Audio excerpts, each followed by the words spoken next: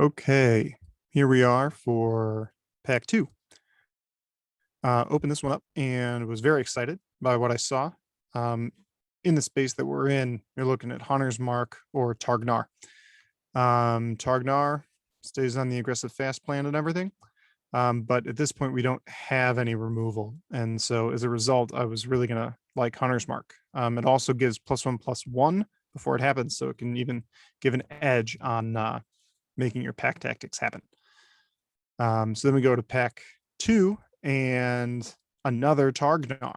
So I'm going to take my second Targnar here because I think that's going to be stronger than trying to do the Roper synergy play I mentioned earlier. If I, was looking between what I would cut between a second Roper and a second Targnar, it's a pretty easy decision. So that's why I went with a second Targnar because it's less likely to get cut. Then in pick three, I was really, really swimming. We got the Tiger Tribe Hunter, which is a 4/4 trampler for 5. And so that is just a great top end. It's something where when you get in with those pack tactics, you can use one of your creatures and basically have it fight with somebody else. You sack it and it deals damage. So it basically can trade with another creature. And the thing to note about this is it doesn't have to be an attacking creature that you use for the sacrifice. It's just sacrifice any creature you have. So you can even play something that turn and then do it with this. Other things of note, this is a fine 2-drop here. This sort of works. And when I see something like this, it's a sack outlet. So it makes me think that maybe Price of Loyalty could be interesting. Okay, moving on. Pick 4. This is when I started to get really excited about this deck. The rare in pick 4 here was this Hobgoblin Bandit Lord.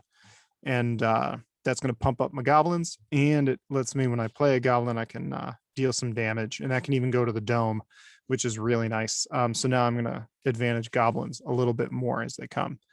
Other stuff in the pack, this guy, even if I like goblins, I'm almost never going to play that. It's just not powerful enough. Going on to pick 5 here. I know I just said I'm all about my goblins, but there's another removal spell there. And so this is going to be something that we just can't pass up at this point because we're into the middle of pack 2 and we only have the one removal spell. So I'll take the Spoils of the Hunt. Be great to get a Swarming Goblins, but I also already have one. So a second removal spell is definitely going to be preferable to another Swarming Goblins. And then, I mentioned I wanted one of these, and here it is, the Hulking Bugbear. Pick that up. I think it's a pretty easy call to take that over the Barbarian class, just because that requires the dice rolling, which is not where we're at. And then here, the red is clearly coming, and a second Hobgoblin Bandit Lord is just very exciting. With 2 of those now, it means all of our goblins go way up in value. So I'm really going to be looking for my goblins now as we move into the second half of the draft. So here we go. Picked up another Dueling Rapier. It's the only thing that fits in the colors, but it goes straight to the sideboard. And then we move on here to the next one. And I picked up a Compelled Duel. This, +3/+3 until end of turn, can help turn on pack tactics early if you need it. And then it must be blocked depending on the situation. That can even, pull out one of their creatures for you, sort of like a pseudo removal.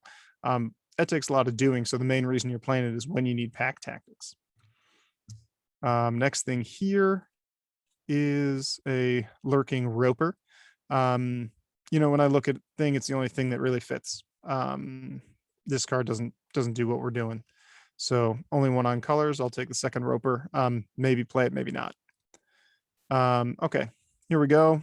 Efficient 2-drop. I think this guy wound up getting cut from the deck anyway because I didn't have a ton of equipment. Here I took the Goblin Javelineer, but again, straight to the sideboard. And then here I took Split the Party because it was uncommon. And then Price of Loyalty last is great. Nice to have it, but probably not going to play it. My experience with this card is if you can consistently sack the thing you steal, it's an incredible card. If you're not, then the only situation where it really works for you is when you take their guy and then swing in and maybe kill, maybe get them real low or something. Regardless, it's usually in the win more category. So I try not to play it unless I have the sack outlet. Okay, so now we're in pack 3, pick 1. I love my Forsworn Paladin, but it's not me. Here's another Roper. We already have 2, so not going to do it. The Bullet is interesting, could potentially play it. But in the end, you come to the Knoll Camp, which is a really nice piece. 2 mana instant, and it can either, with the Intimidate, get through for the final hit, or it can give a +3/+1, turns on Pack Tactics, gets more damage in. And so, it's just a great card to have in a deck like this. Pick 2, saw Targnar. This would be my third, and keep in mind it's legendary, or the 3 mana 3/3 haste, which is just an absolute monster, especially with the Hobgoblin Captain, if you can curve into those. So I was very excited to get the second Bugbear. Moving right along, there is a Loathsome Troll here, which you can see I picked, which is a nice card advantage card. And nothing else in the pack really speaks to me. The Boots of Speed and the Dagger, we're not doing the equipment version of the Pack Tactics deck. So it's just not really that nice. And this will do some late end top card advantage if we need it. Funny thing is I wound up getting 2 of these and never even drew either of them. So here's that second one I mentioned about, same kind of story. Owlbear is nice, but this gives me some card advantage that's possibly even recurring and longer. And so that's why I went with it. But again, never even saw the card. You may ask if I should take Bull's Strength here, because it's got the untap it for my Ropers and makes them bigger and trample. Totally could have. I was feeling I had enough spells at this point. So then here's a second Inspiring Bard. This is extremely exciting for us. Again, just a reminder, the inspiration can turn on Pack Tactics, and the Song of Rest can gain you life and untap those Ropers. So just fantastic. You may say, would you take the Knoll Hunter, which is a solid Pack Tactics card? And the answer is, if you take a look at the 2 slot, I've already got 2 captains. I got 2 Targnars. I got the Innkeeper, which is really good. So the odds that I go to this thing are not as high, especially given the need in the 4 slot. So then here we go. We take an Underdark Basilisk. This is a solid 2-drop anywhere you're at, but it doesn't have a lot of power, so it's not perfect for our deck. But it's the only thing on color. Wound up getting cut from the final deck. Here we go, a third Inspiring Bard. This is just great, in the 4 slot. If you look here, we got 2 Inspiring Bards and a kill spell. So this is another one. So now the Ropers are no problem to make them function. And the Circle of the Moon Druid, it's very good at turning on Pack Tactics, but if you look at the 3 slot, we want to be hitting the Goblin Bandit Lords, or now that we have those Bards, the Ropers, and so we're just not going to have space for this guy in the deck. I picked up a Green Dragon here. As I said, this one probably wasn't going to get in the deck, so the decision was really between Green Dragon and the Plundering Barbarian, if I can get the tooltip to show up there. Destroying an artifact is nice. Making a treasure token and doing the ramp thing is very nice. But I wanted this. I wound up cutting it, actually. Didn't wind up playing it. I'd say it's the worst of the dragons. Here we go. Picked up our 3rd Roper because we had those 3 guys with life gain plus the Prosperous Innkeeper. So this is just great for us. I think I only wound up playing 2 Ropers.